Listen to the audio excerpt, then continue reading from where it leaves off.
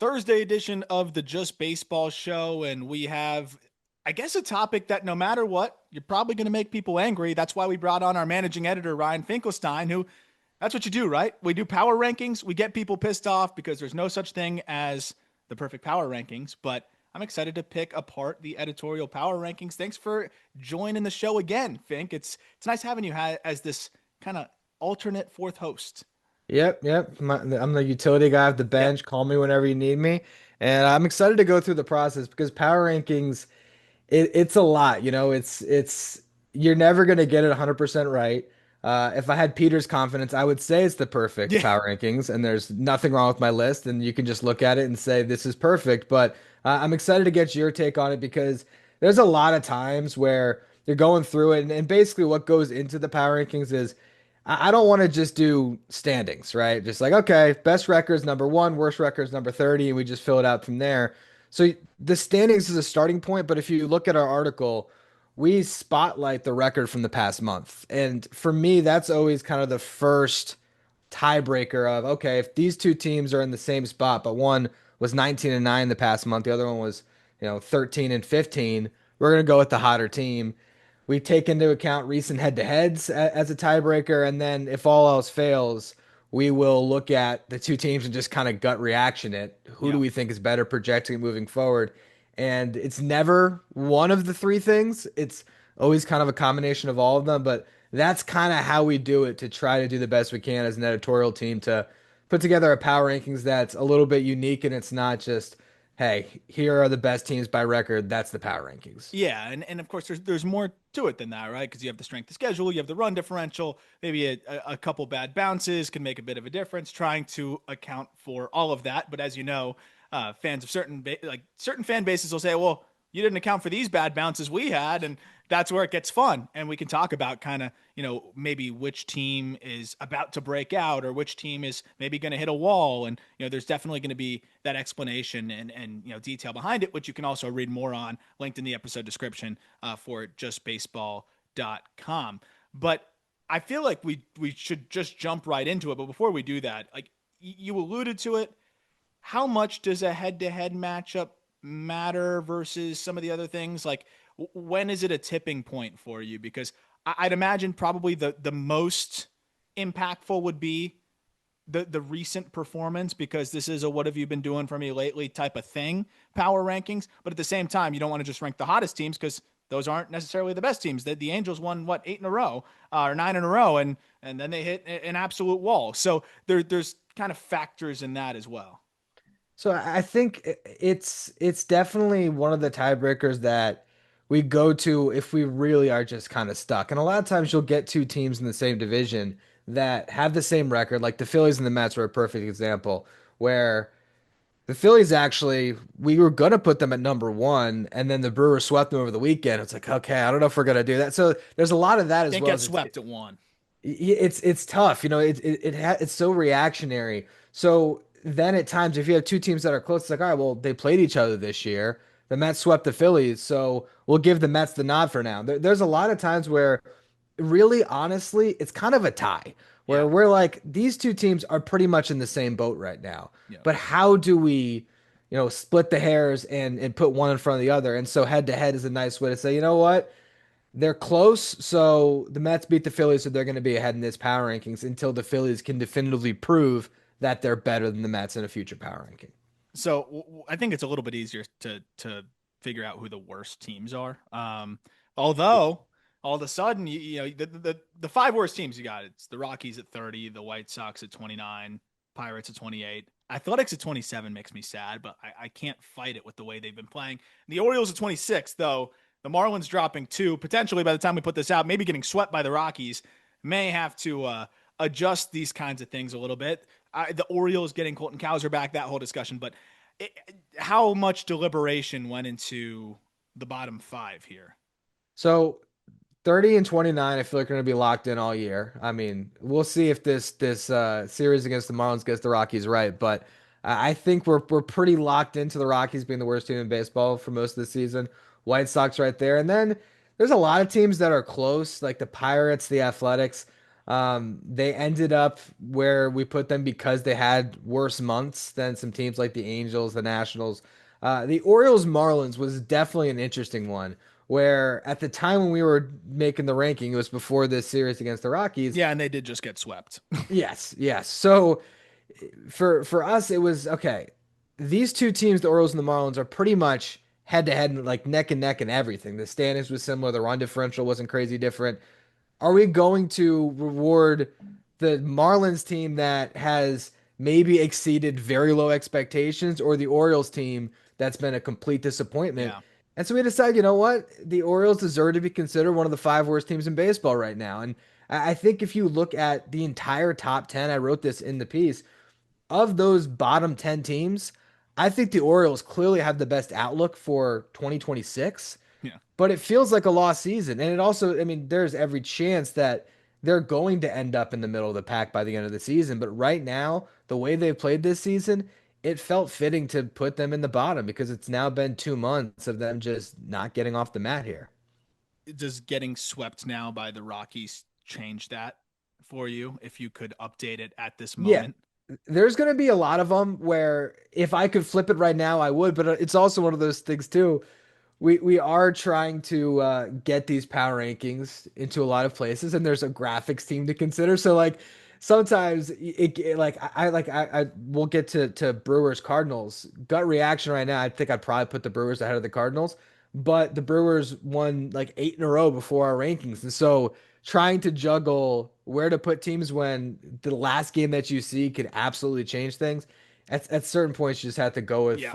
what seemed right when you were really doing the rankings. And if things end up a little bit off, like yeah, probably the Marlins are worse than the Orioles, and they just showed it. But it was more of a knock on the Orioles for where they're at.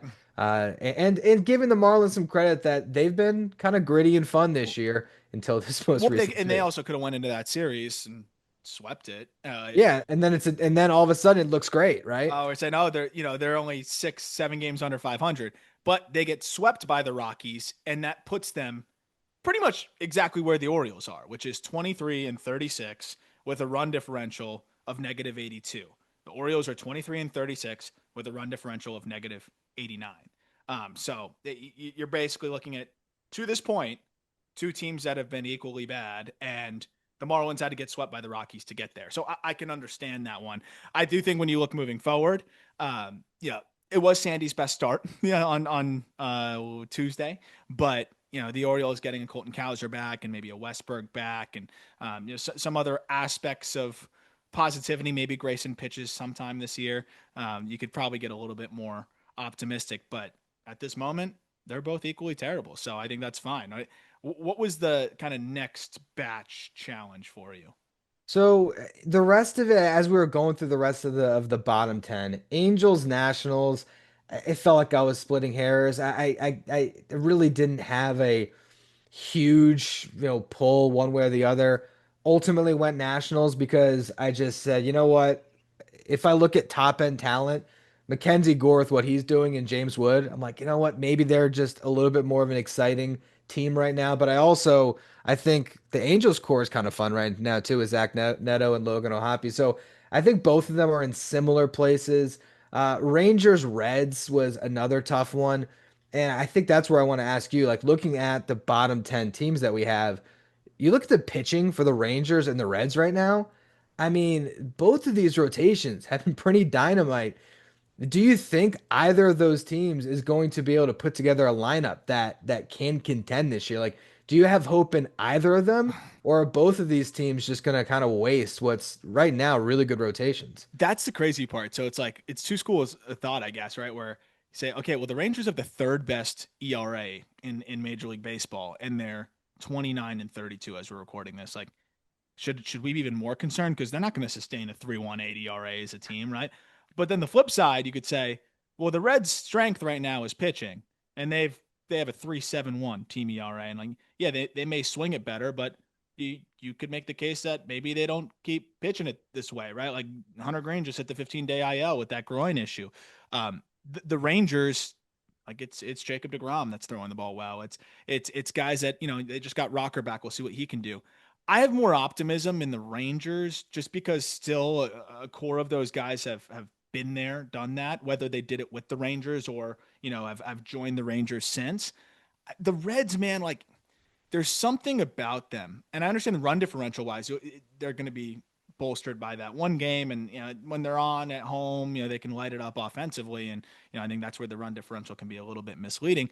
But I look at the Rangers and I can talk myself into it more because the Reds just seem like perpetual disappointment. I keep going into the next year. I'm like, God, this is the year where it kind of comes together. And Elio Cruz is a great player, but I don't know if he's a put the team on his back player just yet. You look at the other complementary pieces. McLean's been so disappointing.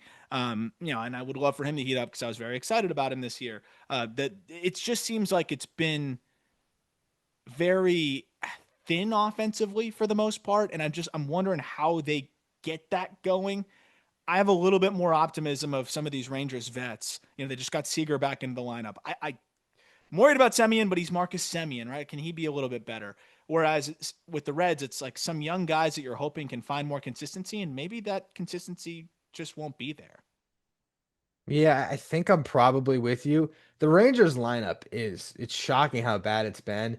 And there's some questions that at some point I do wonder, like, all right, Simeon, what is he, mid 30s at this point? I mean, he's Yeah, at least getting close to it. So, is this him falling off a cliff? Because that's what I'm worried about. Yeah. he wasn't great last year. And then Adolis Garcia, I mean, when a World Series hangover now is going beyond a full year where the struggles are there, like what are we feeling about him? So it's funny because initially my read was that the Rangers have a better shot at getting, getting right, but I don't even know. Like I look at some of the youth on the Reds and I think, if Ellie like to me, it was almost. I think really, it was almost. It came down to Ellie De La Cruz or Wyatt Langford. I was like maybe Ellie can Yeah. like put the team on his back and carry them a little further.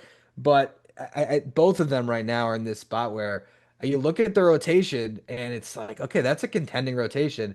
Everything else around it, I just don't know if either of them is going to be able to put it together this year. And that's why I believe a little bit more in that Rangers rotation sustaining, maybe Yeah, not sustaining exactly what they're doing, but sustaining better numbers. And then you that's look fair. at the lineup, though, it's like, okay, Lux has been pretty good. Ellie's been good, but again, like they need him to be a star offensively.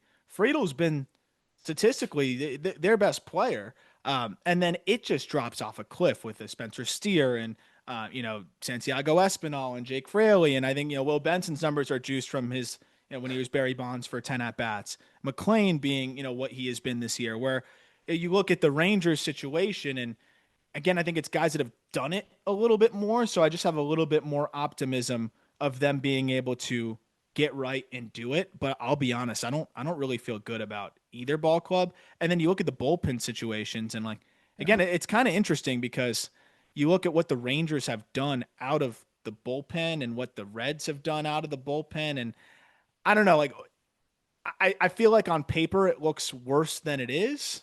Like the Rangers bullpen's actually been all right, kind of close to middle of the pack where I feel like it should be worse. And then the Reds, though, I felt like it was worse. I was kind of surprised to see the bullpen ERA below 4 because I don't know if I really trust either bullpen too much. And that's another aspect of it too. Like, which bullpen do you trust more?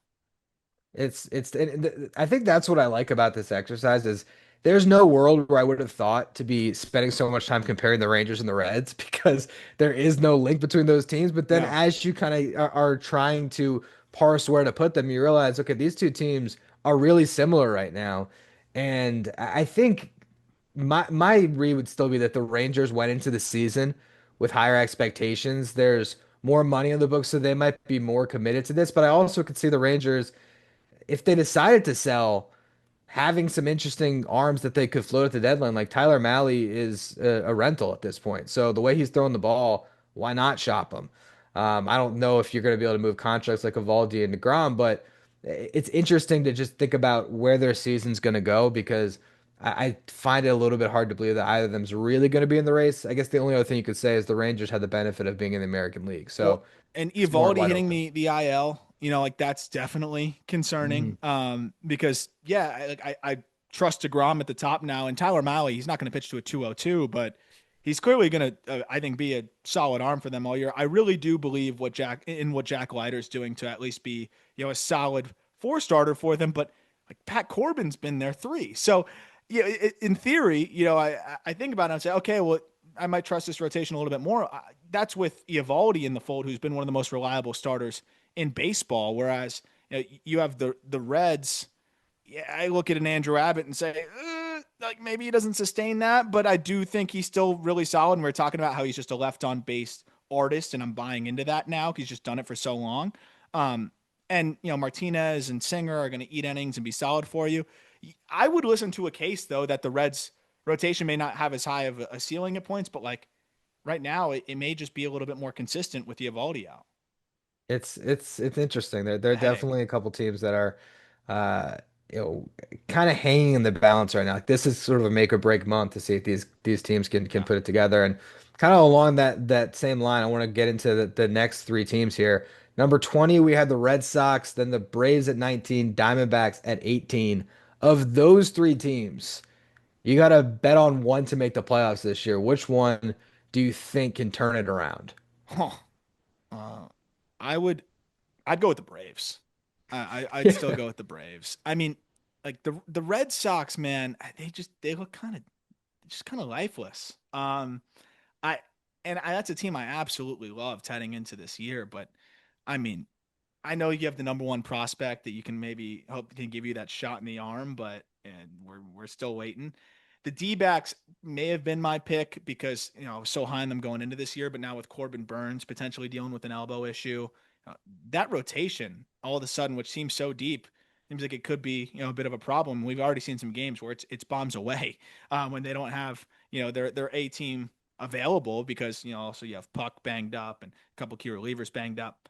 I still think the answer has to be the Braves because they have too many players that can turn this thing around for you like on their own. Where I know you can't really do that in baseball, but you have two guys get hot. Like Austin Riley and Ronald Acuna Jr. can carry an offense, right? Or Matt Olson and Marcelo Zuna can carry an offense. Like when you have two different versions of that, you could make the argument that an Ozzy Albies heating up and one of the aforementioned guys, or Ozzy Albies, Drake Baldwin, and one other guy can get this offense going. So having so many different players that can get it going, and it's not like they've all been bad. Acuna's been dynamite since he's come back. Baldwin, I think, is the rookie of the year. Um, I would love to have been able to put Michael Harris in that conversation, but I can't. But when you have Strider back too, you look at that rotation. This team is.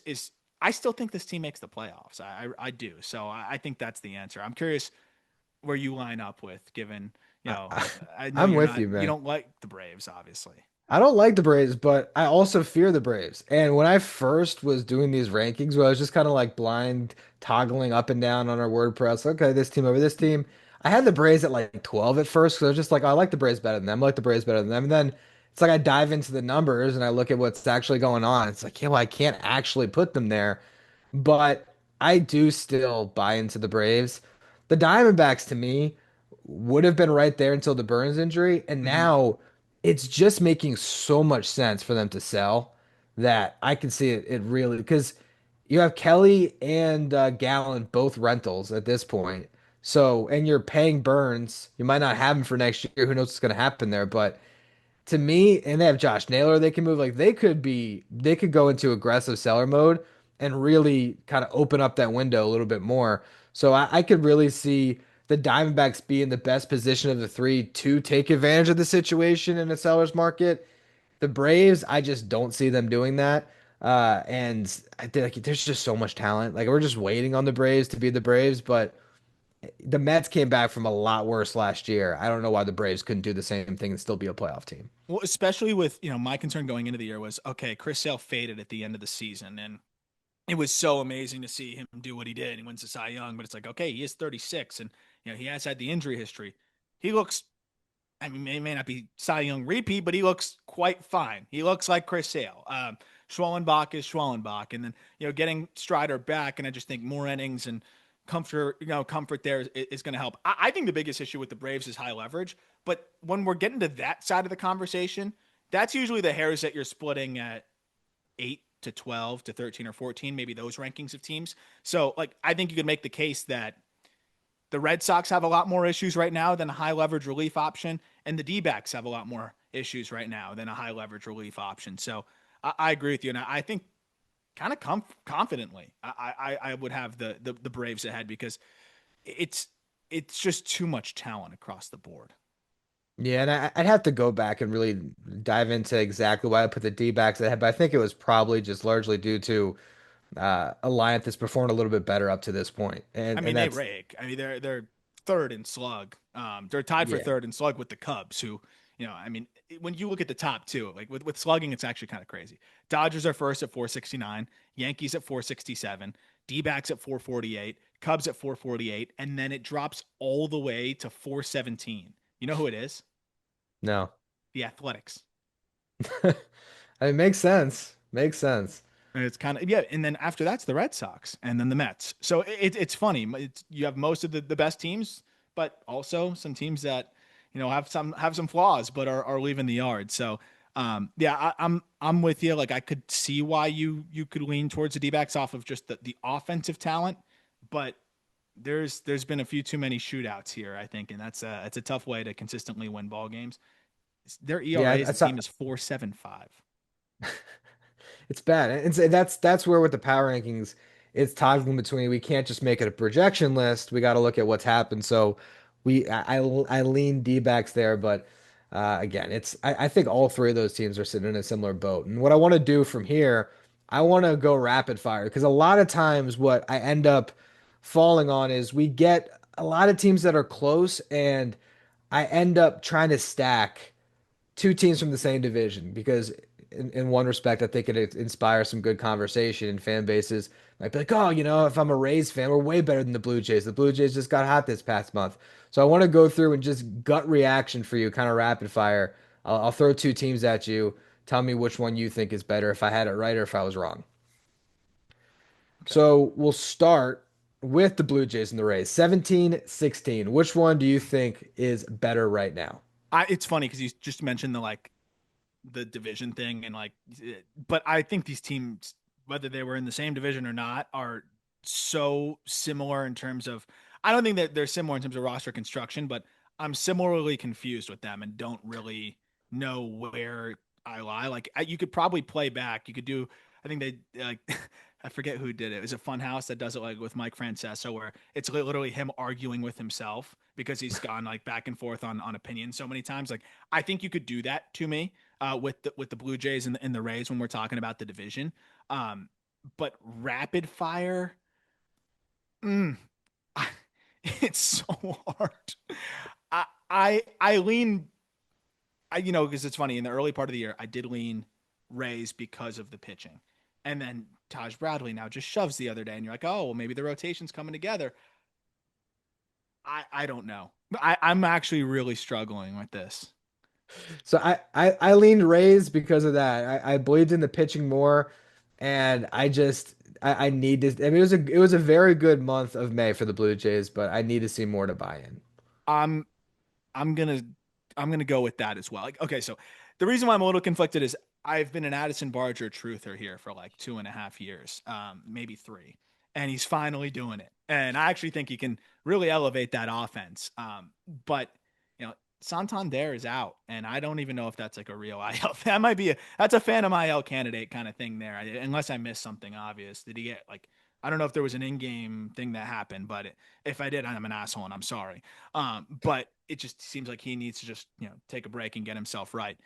I think when you have the pitching that the Rays have rotation wise, and then the bullpen that they have as well, like I think it's been underperforming to this point, and it's still gonna get better. So I'll go Rays.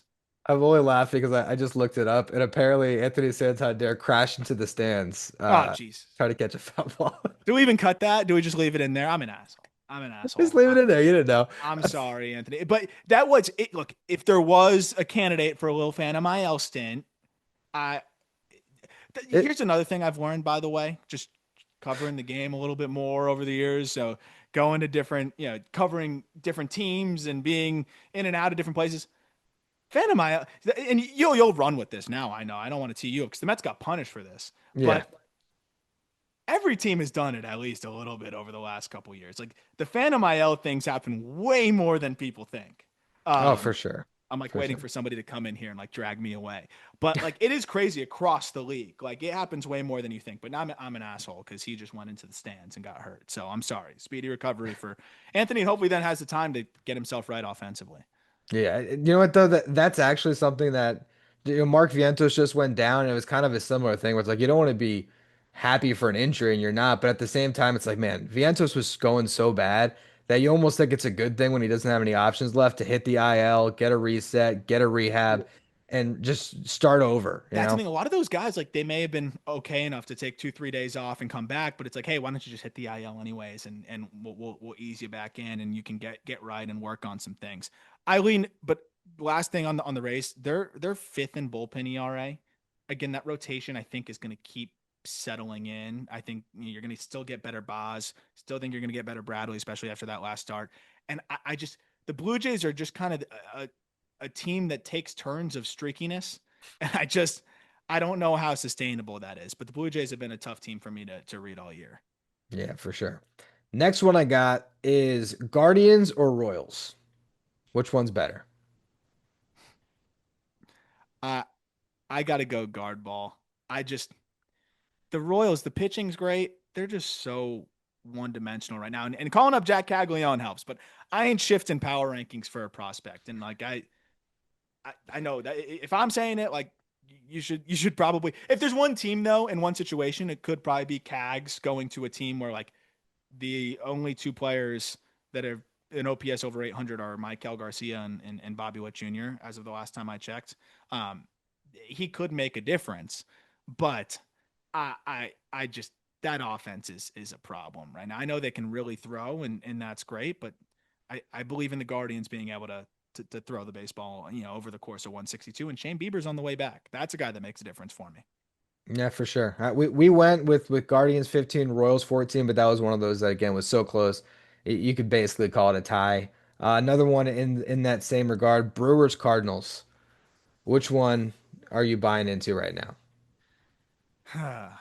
So we sat where we sat I got Cardinals. Brewers 13, Cardinals 12, and that was largely due to the fact that the Cardinals had a better month, but then the Brewers, I mean, originally the Brewers were, I think, gonna fall because we had on an editorial call last week, we had done the initial rankings, and then after a week passed and I really got to writing it, I had to kind of re-scramble the list. The Brewers won 8 in a row before I wrote this thing. So then the Brewers went from like 20 all the way back up to I think last month we had them at 14, this month 13. It was close. I mean, it was to the point where I wondered. I kind of buy into the Brewers more moving forward, but the Cardinals I felt like had a better month to put them just a bit ahead in the rankings. So it's tough because I actually really do like this Cardinals team this year. I think that they've and we've talked about it. What looked like a bridge year, is turning into a year where they can hang into this wild card, and I think they 100% will. But I think when you look at the rosters, I have a bit more confidence in the Brewers sustaining over 162, especially with the way that they are just able to, you know, bolster that bullpen.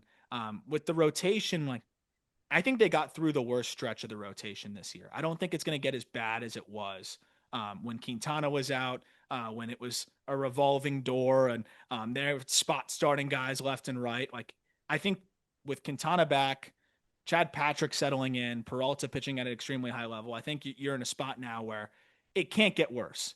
And you hope Woodruff comes back. We'll see if they get anything from Cortez at some point this season. But you also then have a Mizorowski, which isn't changing, but it's another just name to add to the fold.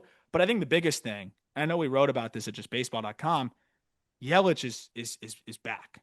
And I think it took some time to get that back going again. And he had that procedure, but he's looking like Christian Yelich. And if that's happening, Ortiz was like the worst qualified hitter in Major League Baseball. I think he's starting to show some signs of life. Chorio's not a 95 WRC plus. So these teams are already really close.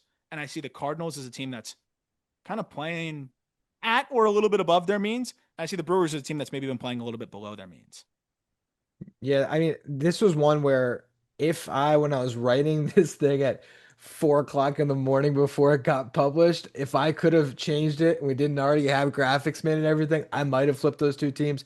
But it's so close right now that it just leaves the Brewers more room to jump next month. And speaking of a big jump, we had the Twins in the 20s and a huge month for them as they're like the streakiest team in baseball. I don't have another team to compare them to. I put the Twins above the Brewers and Cardinals because I wanted to give them some acknowledgement and separation over the Guardians and Royals based on what they just did this past month. But do you believe in the Twins right now? Are the Twins going to be a top 10 team in baseball, or are they just due to fall right back down in these rankings next month? Did Peter pay you to ask me this? No. I feel like I'm answering to the Twins every single time on here, and I don't know the freaking answer, dude. I don't. They're selling me more and more, I will say. I'm starting to buy in more by the day. I think it's hard to argue against what they've been doing overall. I think you're also seeing a healthier Correa, start to put together some better ABs, and he's defending fine. And Ty France is actually filling a role all right. I just I don't know how much confidence I have in a Harrison Bader being as productive as he has been. And just you look at even a Byron Buxton, who I love, and it's not about the talent. He's on an unprecedented workload for himself right now. Like, is he going to be able to sustain that? Those are kind of the concerns I have, but I feel good about the pitching situation. Chris Yeah. Paddock's throwing the hell out of it right now. You don't need to sell me on Joe Ryan and Pablo Lopez, who are, I think, pitching as well as they've really pitched as Twins. So I think from that perspective, and then the bullpen is only going to get better and better. I lean towards buying it, but they need to buy. They need to add a little bit more to this offense, and I think add a little bit more of a consistent hitter. And that's where again I will. It doesn't change the outlook, but does help a Luke Keyshaw because I've talked about it with this team. It's a lot of swing and miss, a lot of volatility, whatever. Luke Keyshaw is just a walk-in quality at bat, and with the inconsistency of Brooks Lee and a Ty France, he's a great hedge on that. But I also think they need to go out and trade for someone because Keyshaw is not enough.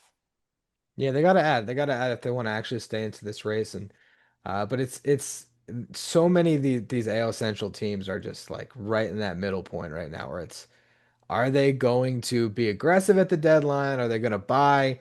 Is it all going to come together for them? And that's where we'll eventually get to the Tigers, who I think have clearly established themselves as a tier above the rest of the teams in the division. I got two more sets of these kind of more rapid fire head to heads. We got Astros, Mariners next. We had Astros at 10, Mariners at 9, but it was close. Astros are playing pretty good ball all of a sudden. Like they this team, we've talked about it. Like they are they're scrappy and they're pretty well rounded. But I still I look at the Mariners and what they have been doing despite the injuries, and despite the pitching not being 100% healthy there, and the guys coming back soon. It's not like a Grayson Rodriguez situation where it's just like, oh, like we don't know, or even like a Corbin Burns where it's, oh, we don't know. Like Kirby's back. He's going to need to shake off some rust, but he's back.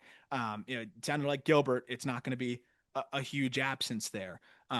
Getting a Matt Brash back into that bullpen is extremely exciting, and several guys in that lineup are swinging it, and they have.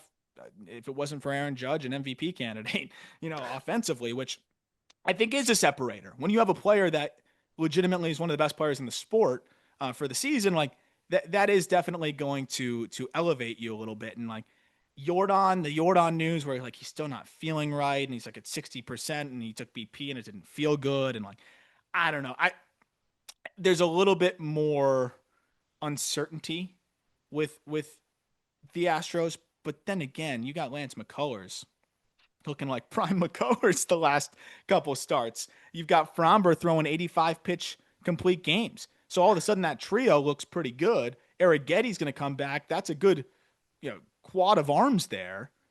And then, the lineup's still the lineup without Tuve showing life. I I really struggle with it, but I lean slightly towards the Mariners right now, just with the ball that they've been playing over the course of the entire season.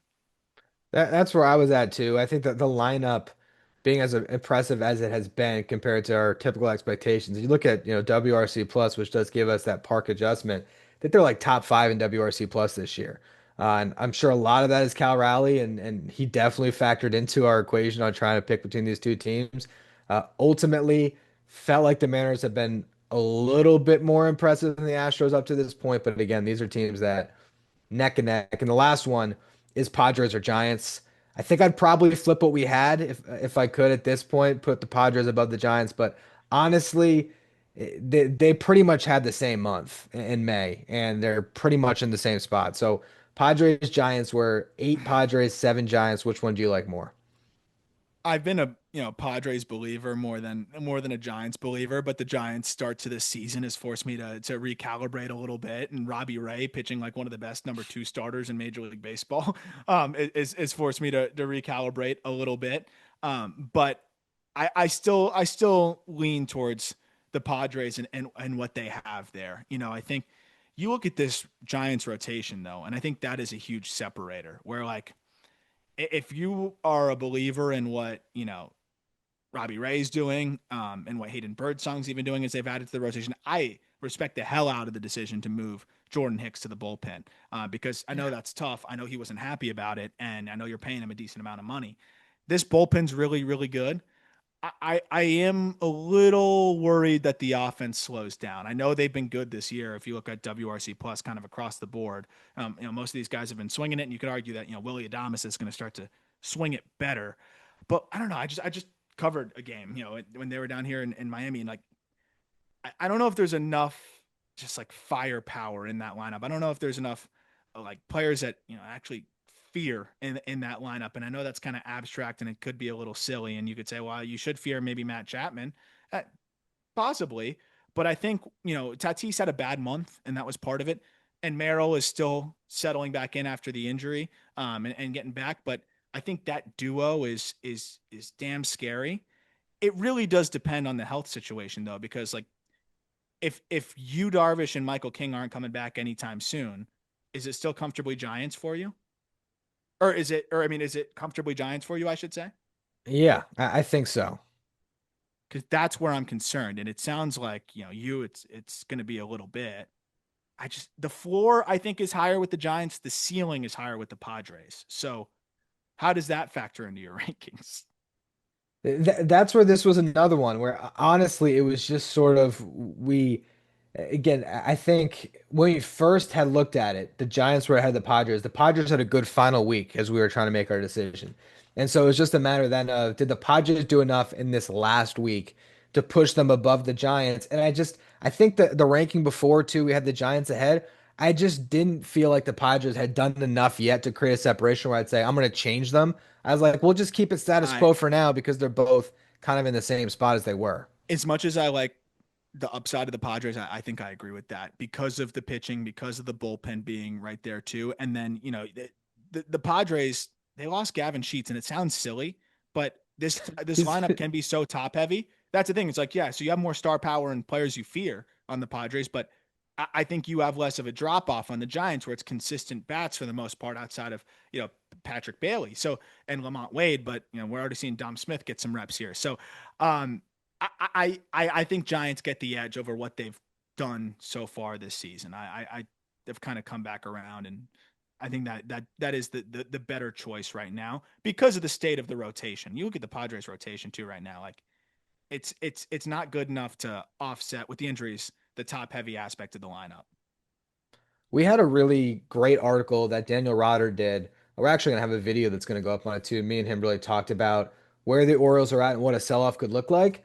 I'm curious to get your take on one of our mocks, one of the trades we were talking about. We were trying to find a landing spot for Zach Eflin if he starts throwing the ball a little bit better. We thought the Giants would be a great fit for Eflin, just pitching in that ballpark.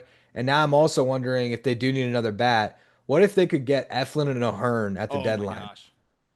I mean, that O'Hearn would fits change like a everything for him, glove, wouldn't it? man. He fits like a glove for them with the struggles of Lamont Wade um and yeah, I think Eflin could be that just at least a solid innings eater to get them through, the back end of the season, and maybe he gets hot and throws pretty well for you. I like that a lot. I think those two. But you look at the Giants farm system, you're not trading a Bryce Eldridge, obviously.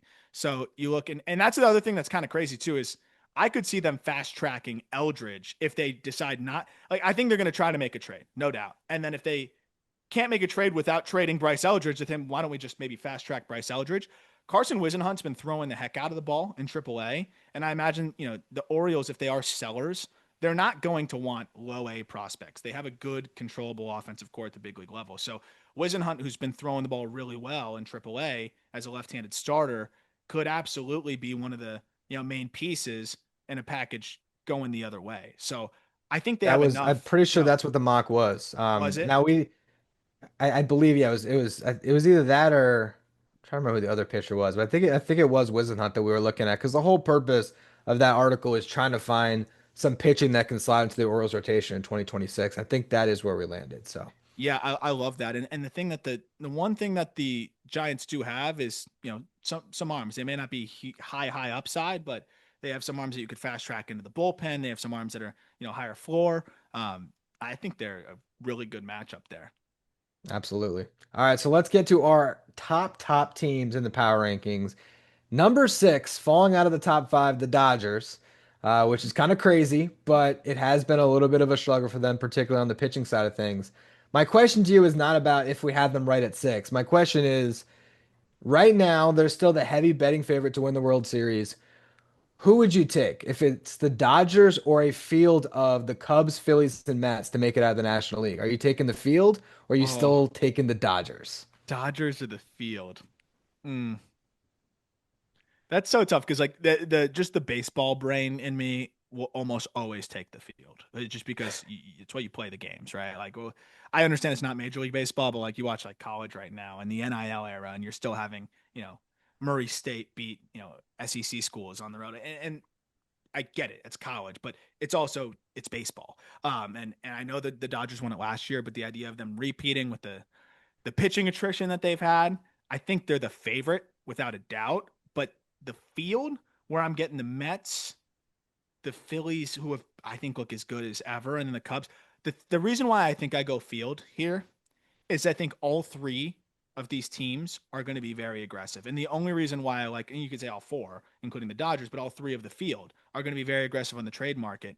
And all three of those have good farm systems. Now, no one has the Dodgers farm system right now, at least in my opinion. I think the Mets are getting closer though, with what they're doing development wise. But you don't need to have the number one farm system. You just have to be able to make a trade package that can net you just about anybody if you're willing to do it. And I think all three of these teams, if they really wanted to do it, can acquire the top target on the market. So I think that is a big part of it where the Dodgers, they'd be my favorite one because they're the best team and they have a bunch of Hall of Famers, but two, because they can go make whatever trade they want. But theoretically, I think the Cubs, the Phillies, and the Mets can just about make any trade they want to, and then it's just going to be about who wants it more. And I could imagine that maybe one of these three teams is a little bit more willing to give up, be a little bit irresponsible with assets if the opportunity presents itself. And I don't even think it would be fully irresponsible. Yeah, that is the thing with all of them is the Cubs, you got the Kyle Tucker motivation. The Phillies, it feels like they've been in this window for a And you have while. Dave So Dombrowski, who really hasn't gone all in yet, and like this might be one of their last shots with this core. yeah, Schwarber's going to be a free agent. I mean, they might bring him back, but yeah, I could definitely see it. And the Mets, I mean, when you're giving out a $765 million contract, I think you're now always completely in the win now mode, especially when you have Lindor, clearly still at his prime level. If I then turned it around and said, of those three teams, which you like the best, where are you at? Cubs, Phillies, or Mets? And I would say the other thing that's interesting with the Mets is, I don't think there's a farm system that's improved more from the start of the season because nobody's acquired prospects really. But in terms of who has seen their prospects make leaps, if you look at our top 100, Carson Bench jumped a future value tier. Jacob Reimer jumped into the top 100. Jonah Tong jumped into the top 100. Nolan McLean jumped into the top 100 and is in the top 50. So, the amount of assets that they have is pretty ridiculous. But then you look at the Phillies and they had a player jump into the top 100 who was not even really on many radars going into this year. And the Cubs have just always had a bunch of dudes at the upper minors. So I think the Cubs pitching puts them behind at this point. I love the offense. I think they rake, and I think they're going to try to go get some arms, but it's hard to do. And pitching is the toughest asset I think to acquire at the deadline. It's between the Phillies and the Mets for me, and I think the Phillies could be just a this could be the year. This could be the team of destiny finally. Where I mean the upside that you have, where you have one of the best postseason pitchers to ever do this thing, and Zach Wheeler. And then on top of that, you have Luzardo throwing at as well as he has really ever thrown to go with the rest of the rotation. I mean, you have an Aaron Nola who hasn't been good this year, and like it doesn't even really matter. Mick Abel's throwing well. Then Andrew Painter is that's a guy that is as close to a game changer in these power rankings as possible. And then they have, the prospects to go, make a move where I think they could upgrade at third base. That's a much easier position to upgrade, I think, than a starting pitcher. They can upgrade relief options. Like for me, I look at it and it's like they need a corner bat, presumably third base, and then maybe a corner outfield if they wanted to go that way. And they need some leverage arms. I think those are a little bit easier to address. So I lean Phillies because I think the top to bottom firepower offensively, they've been there so many times and have come up just short. And the rotation, I love what the Mets have done rotation wise this year, but I just wonder if that rotation plays the same way in a postseason setting as it does over, a 162 marathon. Yeah, that's definitely a concern I have with the Mets right now. And they're in such an interesting spot because it's like, how do you pull a Griffin Canning out of the rotation? But also at the same time, do I trust Griffin Canning in October? So that's definitely a tough toggle to kind of go through. But getting Sean Manaea back helps a lot. If Sean Oh Manaea yeah, looks like he did last year, and you have Kodai Senga, Sean Manaea, and David Peterson, like I feel pretty good about those three. I'd feel good about Holmes too. I have no idea what Holmes is going to look like in October. I mean, how could that's the I? thing. They may look great. Like that's you don't know. It's just I with the Phillies, I know Zach Wheeler is going to look like one of the best to Yeah. ever do it. And then you look at the rest of the team that they have around them. But again, with all the assets that the Mets now have and the reinforcements that they have coming in, it's going to be razor thin. I do look at the lineups though, and I'm curious what you think about this. I just think it falls off a little bit more for the Mets right now than it does for the Phillies. If you're talking about just, sustainably, okay, we don't really have a break through this lineup, especially if the Phillies add like one more bat. Like right now you're looking at the Mets and there's a lot of different players that are kind of auditioning for more significant roles still. You got the Brett Beatty, Tyrone Taylor. I know he's a defender, and that's the primary there, but he's in that lineup. Francisco Alvarez. I hope that he can start swinging it better, but it hasn't been great. Brandon Nimmo's fine. Like the only guys that you really fear in that lineup are three guys that you fear as much as anyone in baseball. But I think there's a lot on a trio there. Yeah, I think the Mets, it's interesting because, Jeff McNeil swung it pretty well and he was batting ninth last night, where I still look at the Mets lineup and say it's pretty deep, but there is a lot of questions. There's the Brett Beatty question. Now Ronnie Mauricio just got thrown into the fold. What's he gonna do? It's definitely a tough one. I think a big thing that is making me less optimistic about this lineup is I was expecting Mark Vientos to be a big piece, and he hasn't been yet. Now, like we were talking about before, he could come back from this hamstring, be refreshed, reset his season, and look like the Vientos that we saw down the stretch. But that's the one thing is it feels like they need somebody to pop and sustain it. But they also could be aggressive and grab a bat at the deadline too. That's I the mean, thing. to me, they are the most obvious fit in my mind, really both the Mets and the Phillies to go out and get Cedric Mullins, where it just gives you another guy that could get hot in October and help.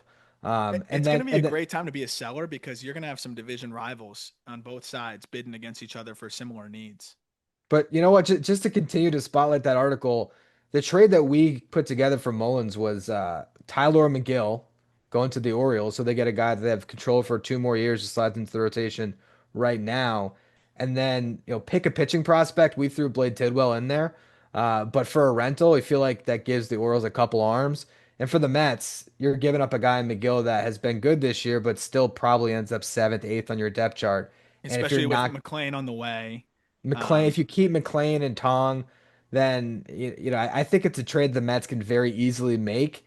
And then all of a sudden it's like, all right, a Mullins Taylor platoon in center field to me feels a lot better than what they're doing right now, which is Tyrone Taylor and Jeff McNeil, mimicking a center fielder at the moment. So And then the Phillies can say, well, you have any interest in Mick Abel for 6 years? And then we that's exactly what we said. We said, would they put Abel on the table? Because if they did, then the Phillies could absolutely grab him. So that's that. If I am Michael Elias, I am trying to send Mullins to the NL East, and I'm trying to get those two teams to bid against each other to try to get the best arm possible. Yeah, and what's interesting too is you can also then if you're the Phillies in that scenario, you could look at third base and say, um, that's the tougher part though, because like you're not going to get a Westberg or whatever, and then a Ramon Urias is kind of a lateral move there, but maybe you can find some other infield depth there too from them. So I would love to, if I were Michael Elias, to create that NL East bidding war, and I think that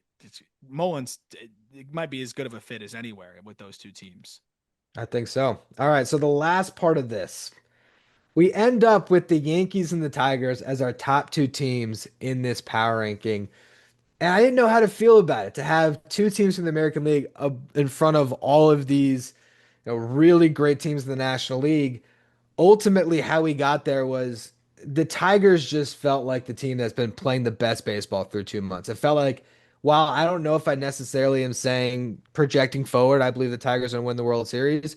If I had to say who has been the best team in baseball through 2 months, I feel like it was nice to give them that nod. And then it was trying to compare the Yankees to all these other teams, and the Yankees just haven't done anything that would make me kind of fall off. And that was actually one where I kind of got back to the head-to-head thing where it was like, if the Yankees and the Mets are neck and neck, the Yankees just won a series against the Mets. So that's where I ended up. But what was your read when you see two of the American League teams above all of these really good National League teams? The hard part is like this is a rare scenario where you have to factor for like the Yankees having Barry Bonds. Like it's I don't like to factor for one player, Yeah. but Aaron Judge is on pace for what? 14 WAR? He has a 5.1 F WAR so far this season. And we're what, a third of the So, way through? A little bit more than yeah. a third of the way through. Like that is a player that can put a team on his back, right? Like that is a difference maker to the nth degree. But we were talking about it and saying, okay, well, like is it going to be super one dimensional? And it hasn't been because Bellinger's been good. Goldschmidt's been good. Dominguez has been good. They just got Jazz back, who's like third among second basemen or second among second basemen in F4 despite playing like 10 games because the position's so weak. Volpe's playing his best baseball. Wells is solid. Like it is so deep. And then you have Freed throwing the ball as well as ever. You have so like I think when you look at it from the perspective of like who could win the World Series. I still think I like the Yankees firepower more and everything that they've got going there. But that's not necessarily what we're ranking here. As you alluded to, we're ranking who have been the best teams, the best baseball teams so far. And I think just in terms of doing everything, I think you could argue that just the Tigers have been the best baseball team so far this year. And on the other side of it, not as impactful as an Aaron Judge, but I mean, Tarek Skubal has been just the best pitcher in baseball by a mile. So, maybe a mile is a little bit aggressive, but the best pitcher in baseball. Like he's been outrageous. So when you're getting that performance every fifth day, and it's not like you're getting bad performances otherwise, it's really hard to poke a hole in this team, right? Like they're top 10 in offensive statistics. They're probably top five in pitch most of the pitching statistics. That's probably the best team. And then they've just got this little magic to them a little bit, and they've added some reinforcements too. Just Parker Meadows getting healthy, like it. It's just a really good team. I think they've been the best team so far. And also on top of it, for my money, the best manager in baseball right now with That is a AZ. huge point too. Like I generally don't care much about that, but like it definitely makes a difference at this point. It feels like he's the one manager that like actually moves the needle in a tangible way, I think which you saw in real time yeah, last year. yeah, yeah. And then bullpen wise, like it's not a huge problem, but it's not like I don't love the bullpen situation at this moment for the Yankees relative to maybe what we thought it could be. Like, which bullpen do you trust more? For now, the Tigers, I mean, Devin Williams getting back to being Devin Williams would change that conversation, but it's just been an up and down year for him. So I'd lean Tigers. I'd lean Tigers at the moment. That's why we put him number one. Yeah, I'm with you there, but then you're going to need some guys that have maybe exceeded expectations a little bit to continue to do that, and they very well can. It's all talented players on the Tigers, but um, you could also make a case that, hey, is Bellinger going to sustain this? Is Goldschmidt going to sustain this? So it's an interesting conversation. I think World Series taking the Yankees, but best team so far. Yeah, I think the Tigers have been baseball's most impressive ball club. That's exactly where I'm at. I think if I had to bet on one team to win the World Series right now, just based on the difference in the top contenders in the American League compared to the National League, I think I probably would bet on the Yankees. I just feel like they have likely the easier path. But at this very moment, the Tigers, I think, deserve to be the best team in baseball. Yeah, I hope Job's not out for too long. Yeah. Yeah, it would seem like he was a guy that I was banking on. Okay, he's gonna get better with each start, and but then you also have a Reese Olson who's been out, and he's gonna come back, and like, it was like a finger inflammation thing, so like he should be back and good to go, and that's a guy that can really elevate this rotation. So I'm excited because this is why you play the games kind of thing, and in a postseason series, even though we say we like the Yankees, that's where Hinch can make a bit of a difference. You mix and match, team gets hot, and I think I think the Yankees should absolutely. Yankee fans should be scared of facing the Tigers in a playoff series, even though I do think the Yankees are probably the favorites out of the AL. I think so too. It's going to be a fun race for sure. Anything else editorially that we have coming out that you want to plug? Obviously, we did the top 100 breakdown, and obviously we're talking power rankings. And how often are we updating those power rankings? So we're doing typically the beginning of each month. So if the first falls during the week, we'll have it on the first of each month. For this one, it went out on the third because the third was or the second because actually it was the third this week. So yeah, it's the beginning of each month. When you go in there, you'll see we have the team's record in the previous month listed, so that kind of helps understand why we stacked teams the way we did. And also, there's a little tagline on each team. So kind of a fun thing to follow too. A little tagline on what the big story is for them at this moment and why they ended up where they did in the power rankings. Yep, and I mean our editorial team, led by you, Ryan, have been churning out amazing stuff, and I'm very excited about all the stuff that we're going to have going out as All Star Week gets closer, as the deadline gets closer. We'll have you primed up with everything you need to know, and even more. I think entertaining stuff as well over at justbaseball.com. Uh, I think that's it. That's all we got here, right? Yeah. I'm excited though. We have a lot of college baseball stuff coming up. We have a preview tomorrow with our on the clock guys for the super regionals, and thinking you and I were talking about it. Like we don't watch a ton of college baseball, but this time of year, I'll tap in, man, and it's been fun. It's been really fun watching. So I've been getting more and more excited about getting out to Omaha in the coming weeks, but. We're going to have a full breakdown in the next episode. I think Jack will be leading the charge on that one. And looking forward to talking baseball with you all next week. But look forward to that episode with Jack and Jared and Tyler from On the Clock.